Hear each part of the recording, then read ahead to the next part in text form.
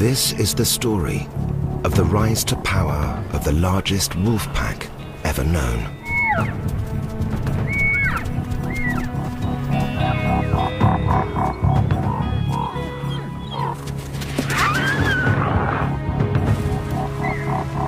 Going from strength to strength, they're now at a turning point in their lives.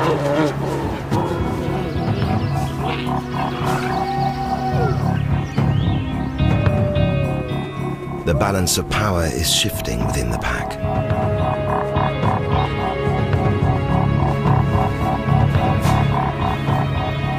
The leaders face a takeover challenge from within their own family.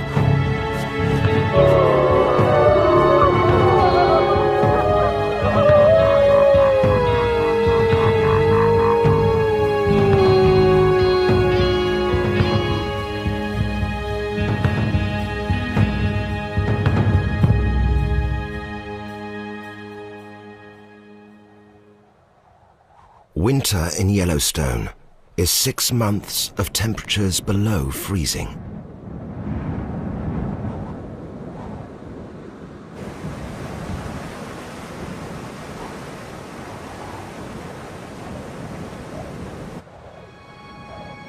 It can look beautiful, but the conditions are fierce. This is a time when most animals struggle simply to survive. But it is also a time when one animal truly comes into its own. This is the time of the wolf, and wolves are back in Yellowstone National Park after an absence of nearly 70 years.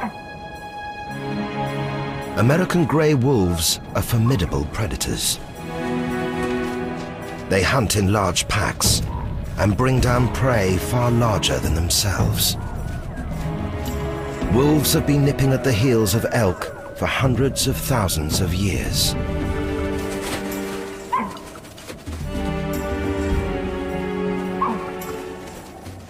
In the depths of winter, there will always be the weak, the old, the injured. Once targeted, the wolf pack closes in.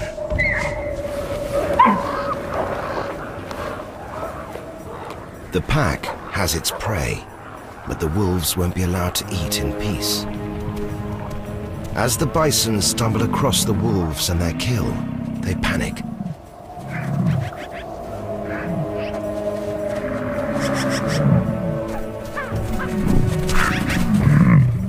Extraordinary scenes like this disappeared entirely from the American West early last century.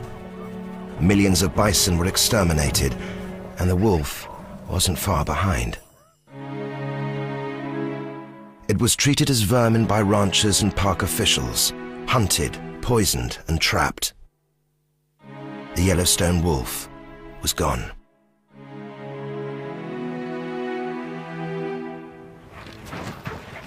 "1995 brought a change in fortune. Wolves were brought from the Canadian wilderness to be released back into the park after a 65-year absence. Here, guys. Right here, Doug. We've got 2 here. Park biologists kept the wolves in pens to get them used to the new surroundings, and they had their hands full from the start. Even after 10 weeks, the Canadian wolves still had a healthy disrespect for human company. The plan to fit radio collars to monitor the wolves' progress and location proved challenging. But local officials had more serious worries. Once released, would the wolves leave the park and start preying on livestock instead of the wildlife? If they did, the project was doomed. As the date of the releases approached, park biologists like Doug Smith really had no idea what would happen once the doors to the pens were opened.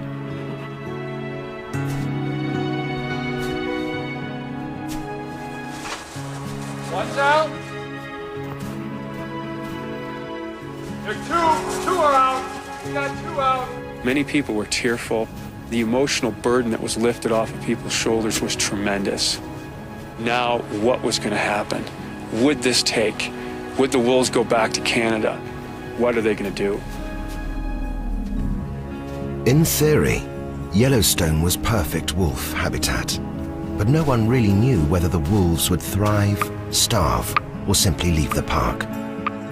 For biologist Doug Smith, head of Yellowstone's Wolf Recovery Program, the releases mark the beginning of an epic 7-year scientific adventure. I've been interested in wolves since I was a small boy.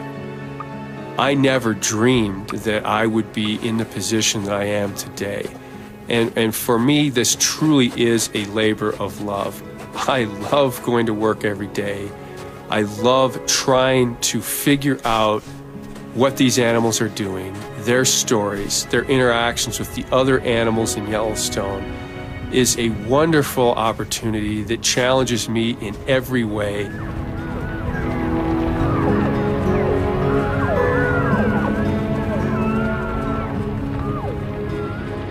To keep track of the wolves, Doug's team have fitted radio collars to about a third of the animals. When the batteries run out, the collars have to be replaced. Okay, we got one. Okay, we'll watch him. There's one coming behind you. Okay, After trying several different recapture techniques, Doug has found darting from a helicopter to be the least traumatic for the wolves. Okay, we'll stay on that one. Okay, we're still with this first one. I'm gonna try not to get bit here. While the wolf is sedated, Doug gives it a thorough examination and checks its health before replacing the collar. Okay, old boy. The radio collars have given him an extraordinarily intimate glimpse into the secret lives of wolves. I think it's good we got him on Insight. The wolves he's come to know best were a pack released in the shadow of Druid Peak in 1996. The Druid Pack initially seemed to adjust well to Yellowstone, but more than a year later they wandered out of the park and the pack leader was shot. Command of the 7 wolves fell to his mate, the alpha female, a beautiful wolf, but a violent one. A coyote scavenging her kill was in serious trouble. The first alpha female was wolf number 40. She was very aggressive, and she ruled with an iron fist. Led by this powerful Dark Queen, the Druids developed a reputation for killing wolves from neighboring packs, as well as coyotes.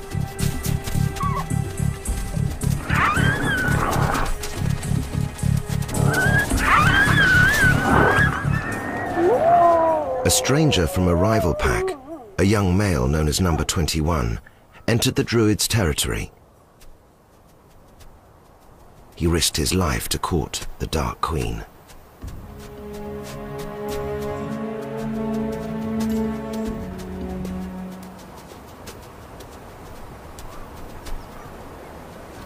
His gamble paid off. Number 21 managed to win her over and became the alpha male of the Druid pack. The union of these 2 wolves did not go unnoticed. The Dark Queen's sister, Number 42, was watching.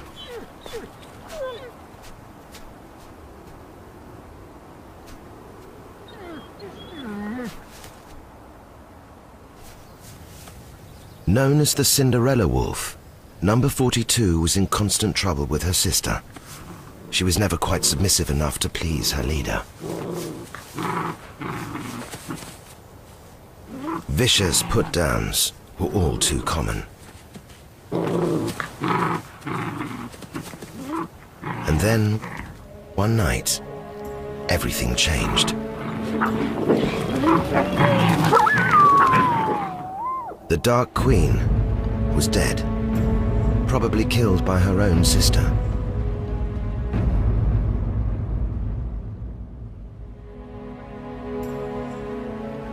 The next day, the once lowly Cinderella Wolf claimed the den of the Dark Queen for her own pups. The Druid pack had a new leader. She took her sister's mate for herself. and she raised her sister's pups as well as her own, and a third litter as well. They had 21 young mouths to feed. The Druids took turns babysitting and feeding them all.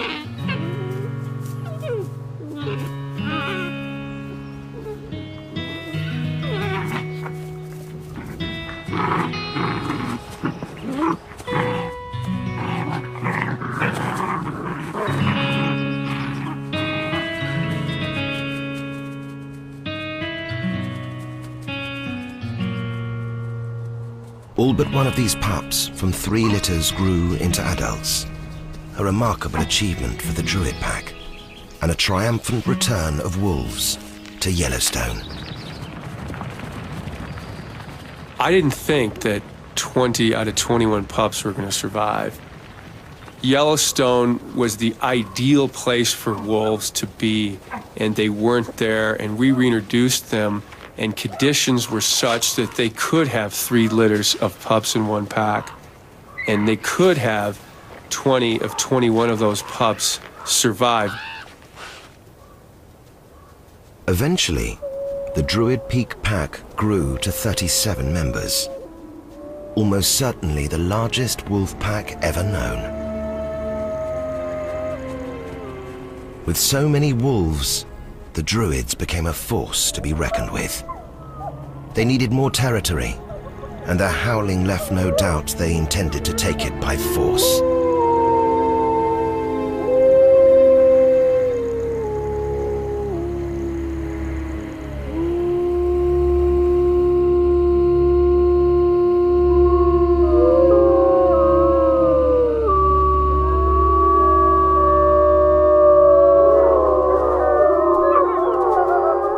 The first thing that happened when the Druid Peak pack grew was they had to get more territory.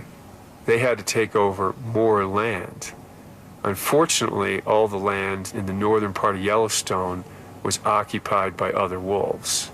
So they had to take it aggressively from the nearest pack. In the no man's land between the Druids' territory and their neighbors, Doug and his team found grim evidence of fierce border skirmishes.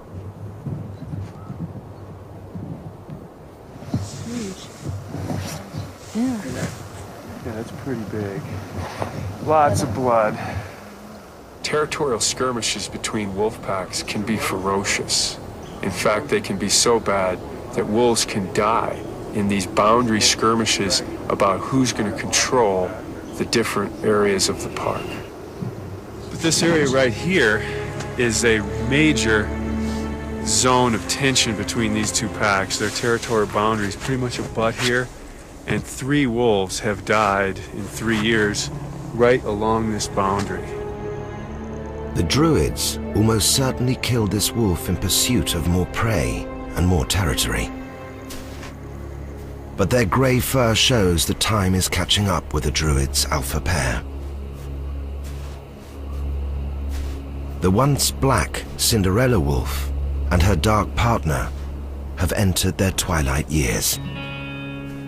I feel a lot of kinship with 42 and 21 because I'm watching them gray and I'm starting to gray along with them. So all this stuff pulls me in a lot of different ways, so I'm bonding with the study subjects. Now 7 years old, 42 and 21, the alpha pair, have outlived most of their contemporaries. But they won't be allowed to enjoy their golden years in peace. Trouble comes in the form of number 113, a powerful young male, a lone wolf. The unique thing about 113 is he's so big, and how we referred to him was that big male wolf. In the prime of his life, number 113 has one thing on his mind, a mate. But Druid turf is a dangerous place to come courting. Caution takes hold, and the big male wolf has second thoughts about advancing further. And it's 21, the old man of the Druids, who chases him off.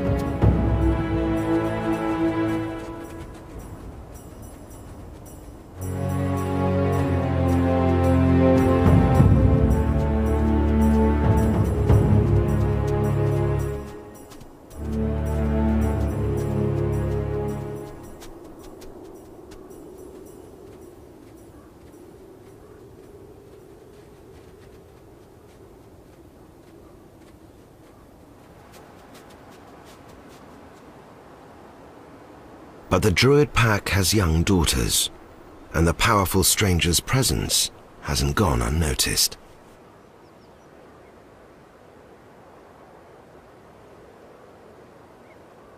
She's interested, but nervous. A meeting between wolves from different packs is a tense and dangerous affair. These behaviors are quite ritualized. The animal stands very stiffly, facing the oncoming wolves.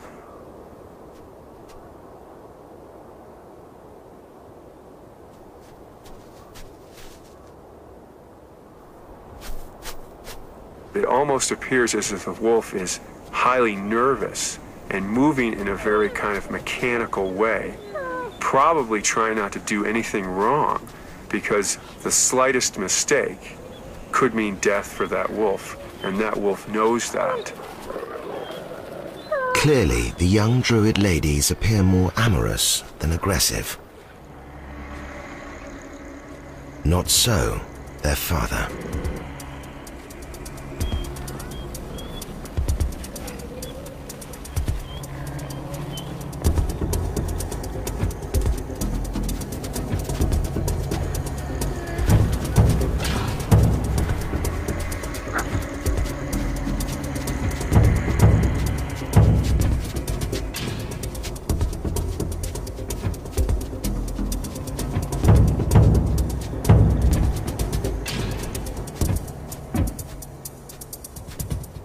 Trespassers are not tolerated by senior Druids.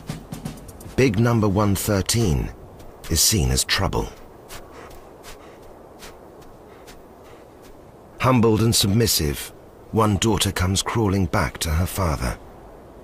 She may be young, but she's a Druid, and the pack still howls as one. For the moment. As winter sets in, the Druid pack faces a dilemma. Hunting has been good, but there are simply too many of them, and they are constantly hungry. They spotted an injured elk calf who seeks refuge in an icy stream. This catch seems too easy to be true.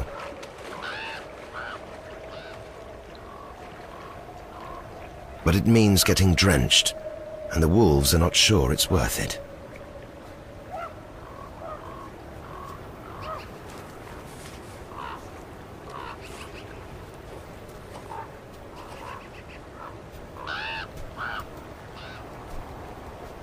They move on, leaving the elk calf's fate to snow and ice.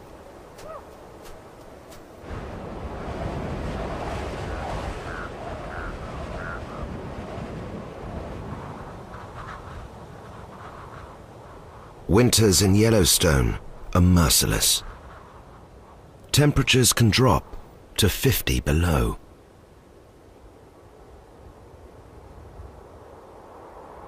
Vast elk herds are gathering here in the Lamar Valley, and the wolves are right behind them.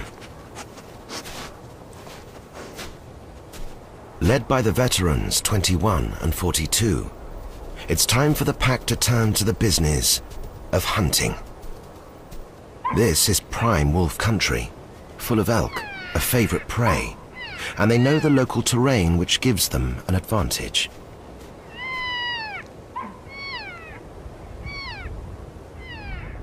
Wolves, one of the most important ways they hunt is by getting a good look at their prey. So what the Druid Peak Pack likes to do is use Lamar Valley and the wide open space there to get the elk herds moving, and in that way they can examine the elk. 21, the alpha male of the Druid Peak Pack, is oftentimes the leader of the hunt. He's the oldest, most experienced, arguably the wisest wolf in the pack, and so he understands what elk can be pursued, but he might not necessarily be the most aggressive wolf in the hunts. He allows some of those younger wolves and their enthusiasm come forward to take care of the initial stages of the hunt, and he'll move in towards the end. With so many wolves, the Druid pack employs a scattergun tactic, fanning out to break up the herd.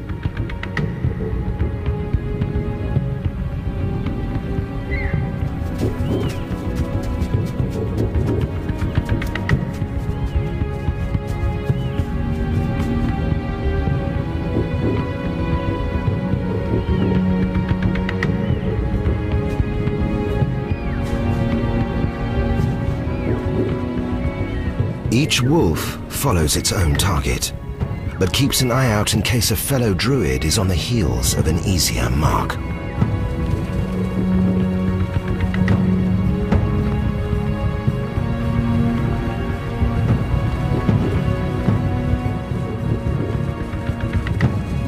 Like an experienced general, 21 oversees the attack, leaving the hard work to the younger troops.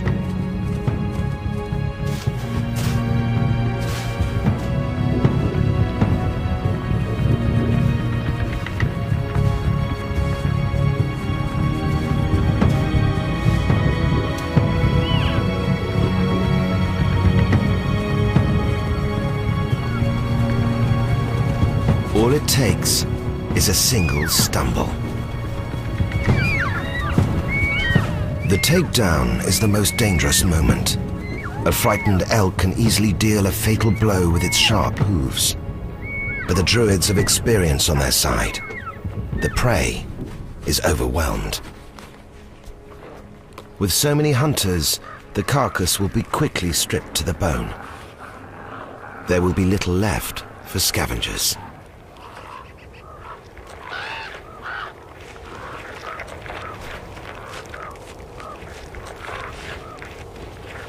After a hunt, it's time to restore order in the ranks.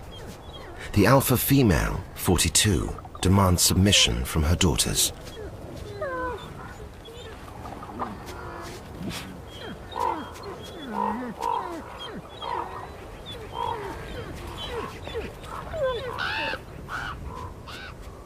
The success of the druids has had an impact not only on the elk, but on the wolf's cousin, the coyote.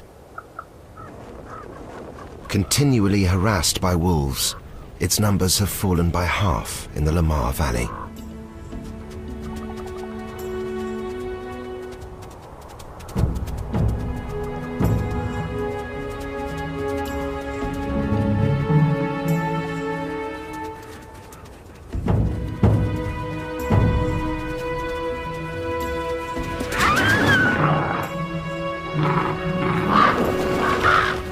Once the druids were infamous for killing coyotes, but no longer. This young wolf wants a playmate, however reluctant.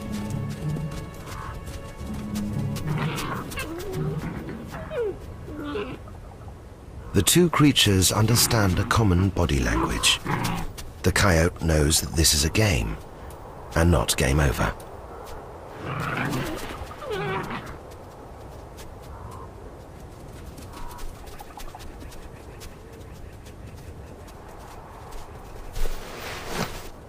Although the druid pups are 10 months old, nearly full grown, their puppyish curiosity and appetite for play are still very much alive.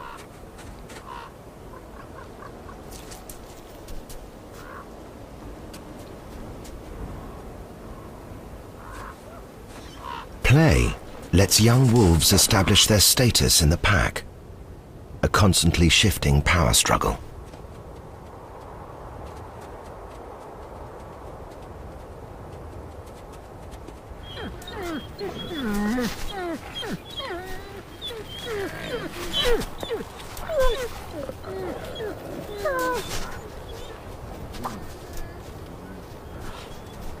But while the pups play, there is trouble stirring. The pack has reached a critical size. It can no longer feed everyone. It's time for the yearlings to strike out on their own, and the rest of the pack can't emphasize the point strongly enough.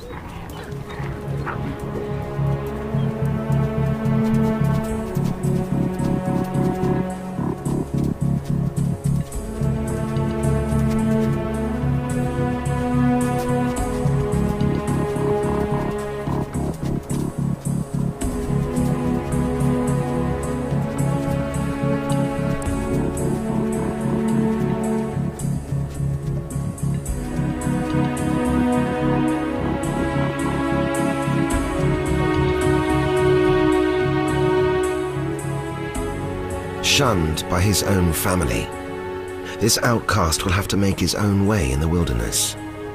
If he's lucky, he'll find a young female and start a new pack. If he's unlucky, he may be killed by a rival pack or starve.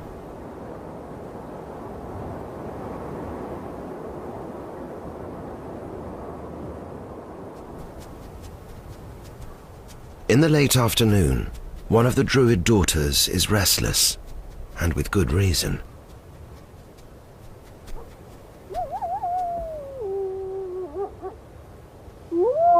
One 13, the lone male, is back again and looking for a mate.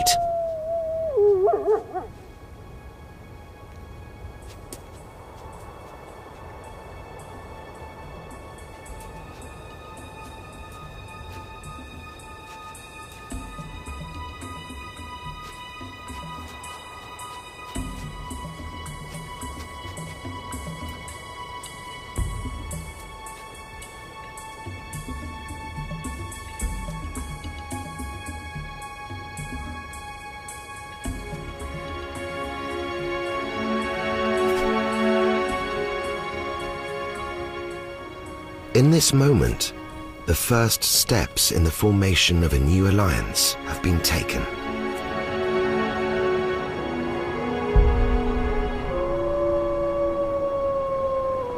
And as day gives way to night, there is a clear declaration that a new pack is born.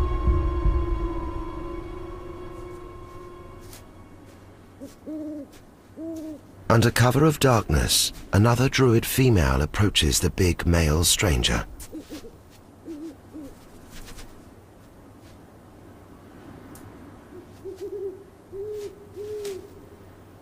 And then an adolescent male. A new force is gathering, but it's still on druid territory.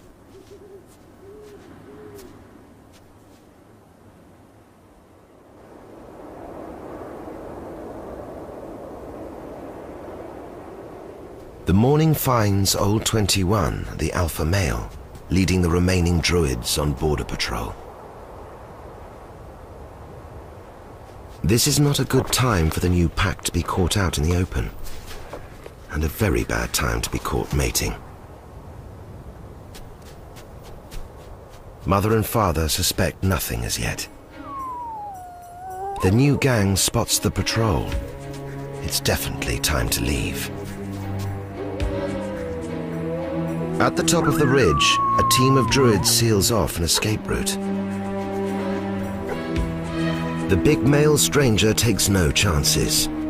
He leads his band of recruits into no man's land.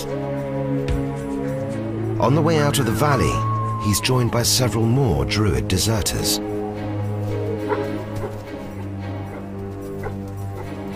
Traveling along the disputed border between rival wolf packs, the young gang of 6 heads south, further into the heart of the park to try their fortunes there.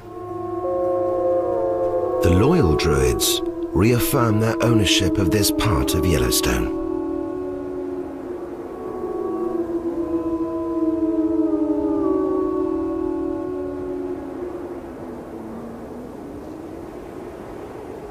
To follow the wolves of the interior, Doug and his team are also headed deep into the backwoods of the park, far off the beaten path.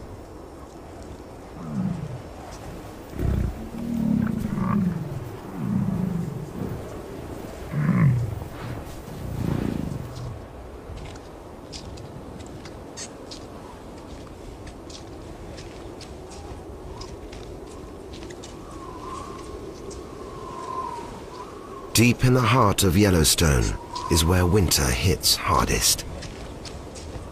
There is no comfort to be found in these parts.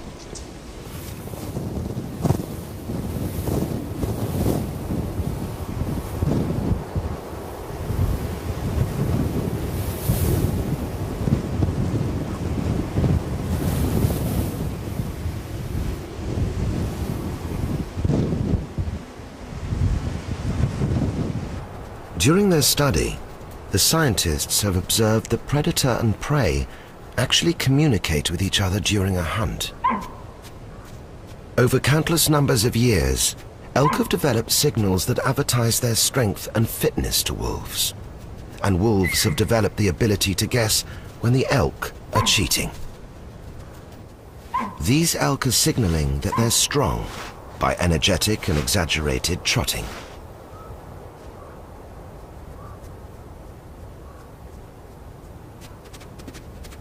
It's a tactic to say, don't bother chasing me because I can outrun you.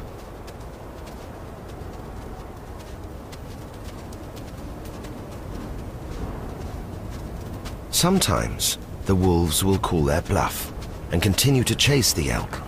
It won't be long before any weakness will be found out.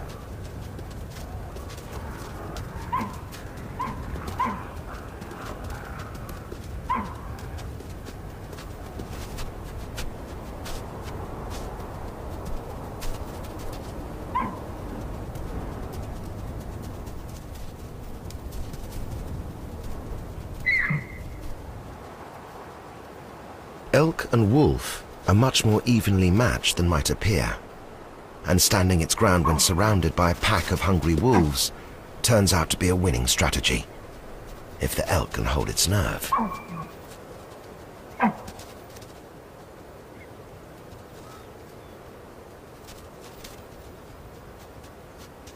Wolves can be killed by their prey, and we've had 6 wolves die in Yellowstone because of their prey.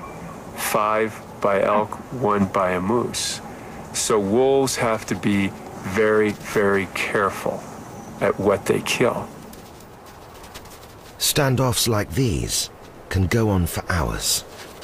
If the elk can resist the urge to make a break for it, the wolves will often give up. The wolf's strength lies in killing animals that are already running.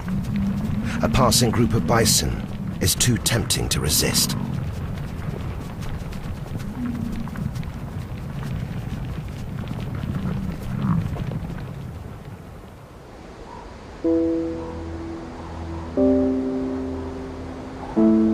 The Yellowstone winter finally loosens its grip and gives way slowly to spring.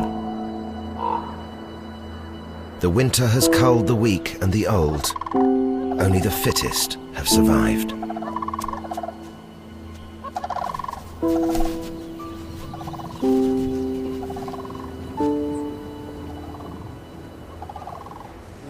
Today, Doug is out with David Meach and Rolf Peterson, both veterans of wolf research. They're looking for a bison carcass that was spotted from the air. Just once in a lifetime, maybe even longer than that. Well, I didn't see this big mud hole before. Doug and his team meticulously document every wolf kill they find and conduct a death scene forensic investigation. Okay. Well, that's got an extra tooth. Right there. Right? Yeah. Extra. An impacted and infected tooth may have caused this animal's downfall. Wolves may be able to sniff out decay in a rotting tooth. Oh, yeah. Now, that stuff smells, actually. And if wolves can detect abnormalities by smell, they could sure smell that, couldn't they? But the researchers suspect more than just a toothache as the cause of the bison's death. By sawing apart one of its bones, they can examine the condition of the marrow. Oh, look at that. Wow. Wow. Look at that. There's no fat in there, whatever. Oh, geez, yeah. I mean, it's water. yeah. It's water. It's No fat in the marrow means the animal was would starving. have been dead even if the wolves hadn't killed it. It just couldn't have gone anywhere. Yeah, wolves did it a favor. The spring thaw has thinned the ice.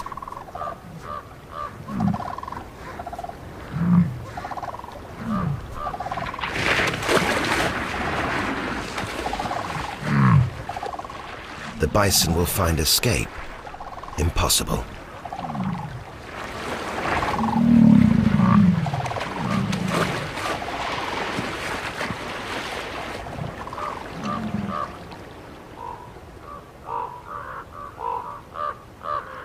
Ravens are the first to discover a carcass.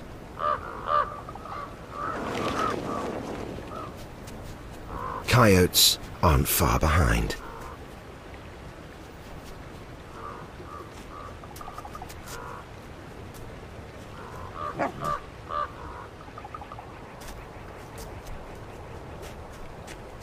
He's earned the right to have the first go at the soggy carcass.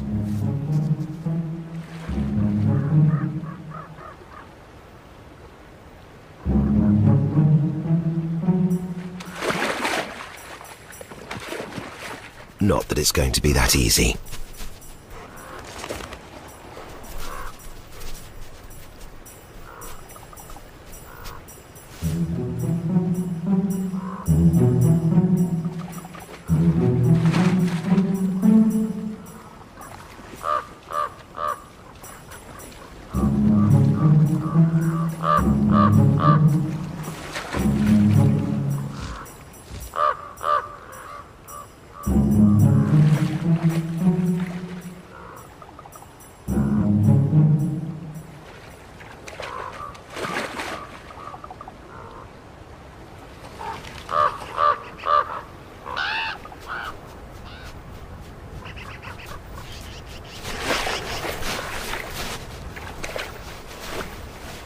This is not one of his better days.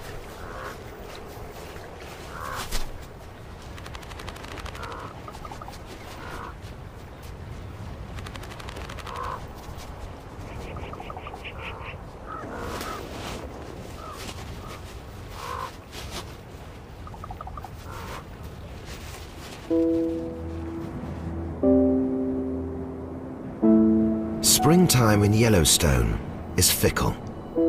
In the Lamar Valley, the blink of an eye, and winter is back again.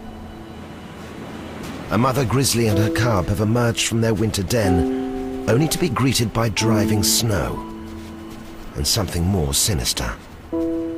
Druids. There is no love lost between Yellowstone's top predators.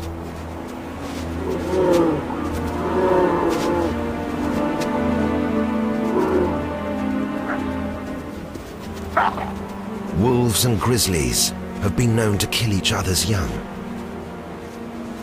You'd think an aggressively protective mother bear would be best left alone.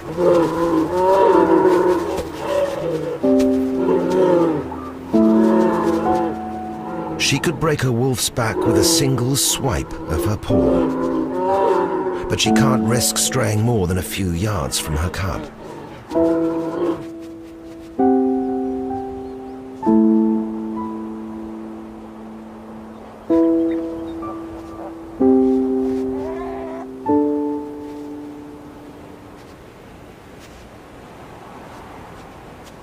Finally, the Druids lose interest in bear baiting, and the mother and cub can go their own way.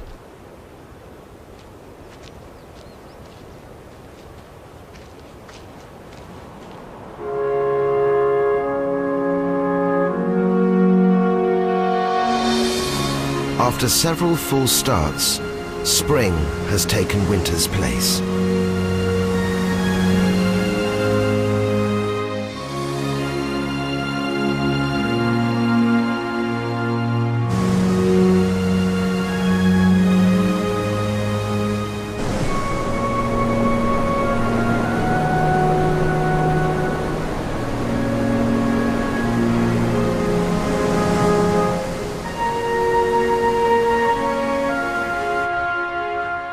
With the cloak of winter lifted, the Lamar Valley is barely recognizable.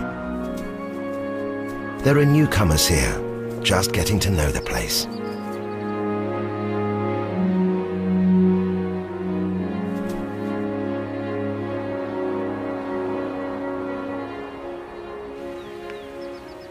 The Druids have made it through the winter in fine form. Old 21 and 42 still at the helm. At this time of year, the pack splits up. The wolves won't need to hunt as a large team. Now their prey is elk calves.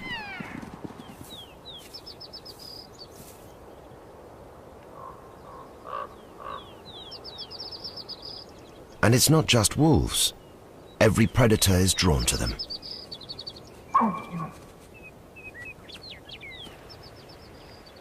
There may be competition between wolves and grizzly bears for elk calves. But it's interesting because one day in Lamar Valley this spring, our team observed 2 elk calves killed by wolves, 2 killed by grizzly bears, and 2 killed by coyotes. Black bears, cougars, eagles also take elk calves. So one of the next studies that we're trying to initiate is understanding predation on elk calves.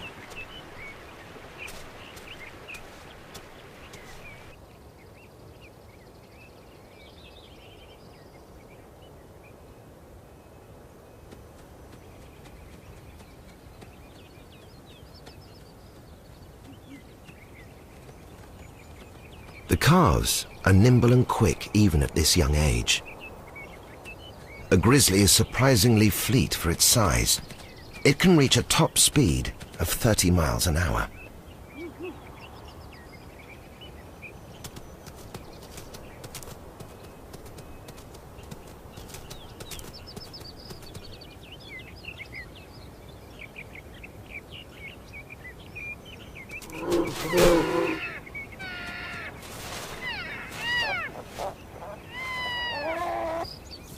Grizzlies have young to feed too.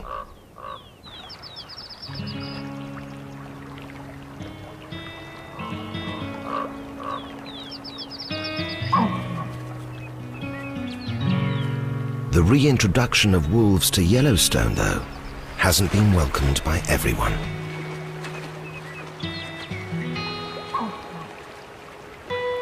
Local sports hunters, for one, don't like competing with the wolves. But despite the return of a top predator to the park, the scientists report elk numbers seem to be holding steady.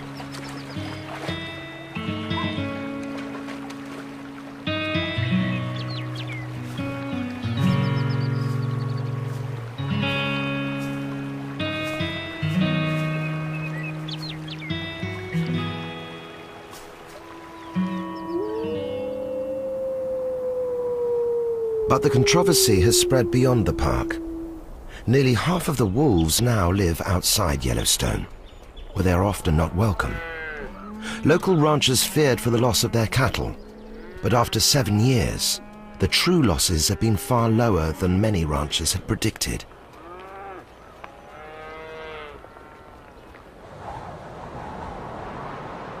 The days are growing longer, and the Druids are away patrolling the furthest reaches of their territory. Doug and his team use this opportunity to study the Druids' vacated winter home.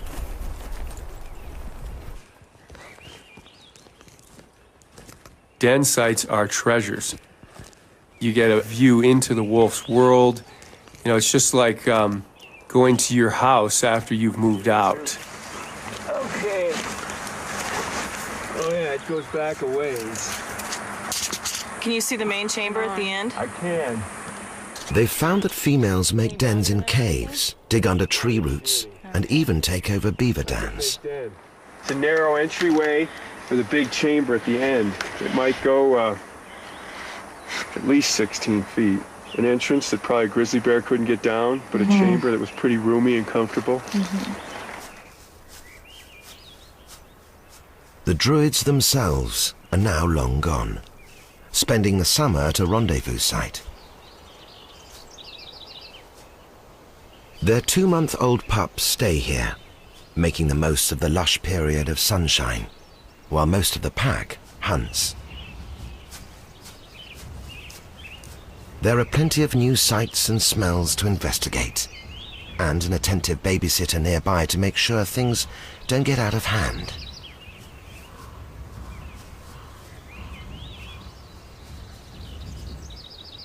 For the next few summer months, the rendezvous site will be the focal point of their young lives.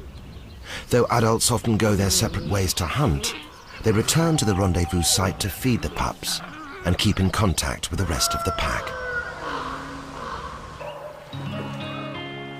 A new litter of wolf pups is welcome, but Doug knows the time will soon come when there'll be some sad losses from the Druid pack. 42 has been there since the beginning, and 21 came on the scene early. They are the thread through that whole story, and that thread is getting short. and it could end soon. It will be a sad day for me, and it will be a sad day for the story of Yellowstone wolves. The sadness of those inevitable losses should be balanced by the scale of the achievement. I think the reintroduction of wolves to Yellowstone is one of the scientific opportunities of the century. To be a part of this from the beginning and document how this system will change because of the reintroduction of a top carnivore that belongs here is a huge scientific opportunity that needs to be done. And now a new chapter has opened in Yellowstone's history. Doug has been anxious to find out what happened to the big young wolf that ran off with the Druid's adolescent daughters. Although number 113 has been collared, his radio transmitter only works occasionally, so he's been hard to track. One day, at the edge of the Druid's territory, Doug spots a group of pups he hasn't seen before. And watching over them is 113. No longer a renegade wolf, but a busy father with his young family.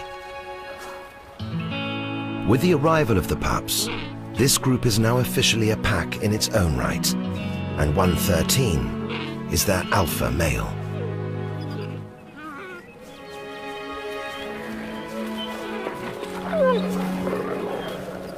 A chapter is ending for the aging leaders of the Druids, but it's just beginning for this pack, too new to even have a name.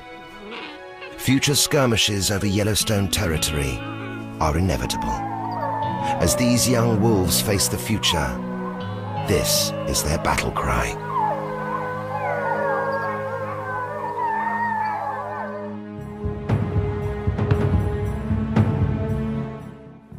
Coming up this evening, rare access to one of London's remaining Catholic seminaries, as a new series begins by following trainee priests who gave up their previous lives to answer the call. Another chance to catch part one of Catholics next.